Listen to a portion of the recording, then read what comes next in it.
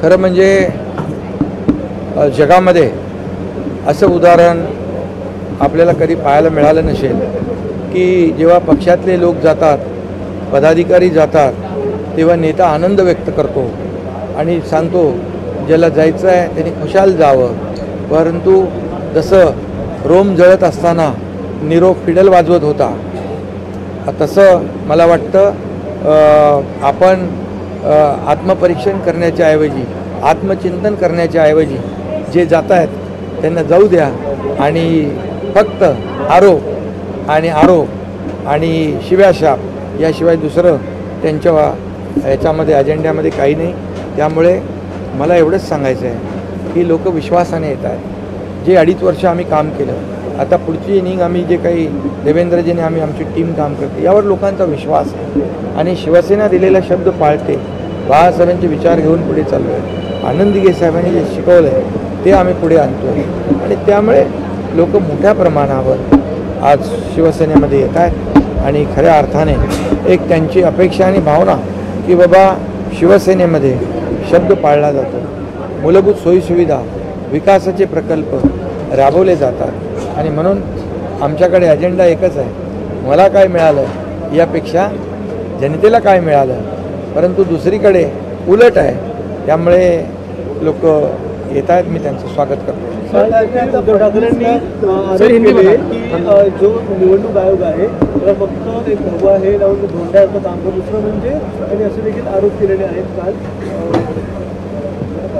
निवडणूक आयोगावर त्यांनी आरोप केलेले. निवडणूक आयोग जेव्हा त्यांना निवडणुकीमध्ये यश मिळतं, लोकसभेला जेव्हा त्यांना चांगल्या जागा मिळाल्या त्यावेळी निवडणूक आयोग चांगला होता, तेव्हा तो धोंडा नव्हता. तेव्हा ते म्हणाले नाही याला धोंडा आहे, शेंदूर फासा. तेव्हा निवडणूक आयोगाचं स्वागत केलं. जेव्हा त्यांना यश मिळतं तेव्हा कोर्टाचंही स्वागत करतात. परंतु जेव्हा अपयश मिळतं, जेव्हा जनता त्यांची जागा दाखवते त्यावेळेस मात्र या ठिकाणी त्यांना दोष देण्याचं काम हे ते करत असतात. त्यामुळे शेवटी जनता ही सर्वस्वी आहे आणि जनता जनार्दनाच्या हातामध्ये सर्व काय. जे लोक काम करतात त्यांना जनता मदत करते, जे घरी बसतात त्यांना लोक घरी बसवतात. त्यामुळे 2.5 वर्षाचा कालावधी आपण बघा, आम्ही केलेल्या योजना बघा, लोकाभिमुख कल्याणकारी योजना बघा आणि विकासाची कामं बघा. आमच्या लाडक्या बहिणींनी त्यांचे सगळे स्वप्न, त्यांचे सगळे हॉटेलचे बुकिंग, 5 स्टार हॉटेल बुकिंग, त्यांचं मंत्रिमंडळ सगळं जे त्यांनी ठरवलं होतं त्याला लाडक्या बहिणींनी एका फटक्यामध्ये त्यांची जागा दाखवली आणि महायुतीला प्रचंड मताधिक्याने विजय मिळवून दिला.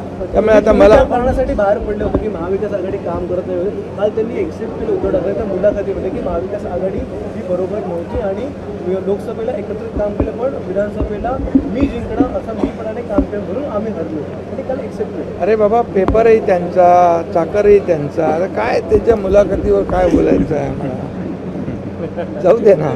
तुम्ही ॲक्सेप्ट केलं हे महत्त्वाची गोष्ट आहे.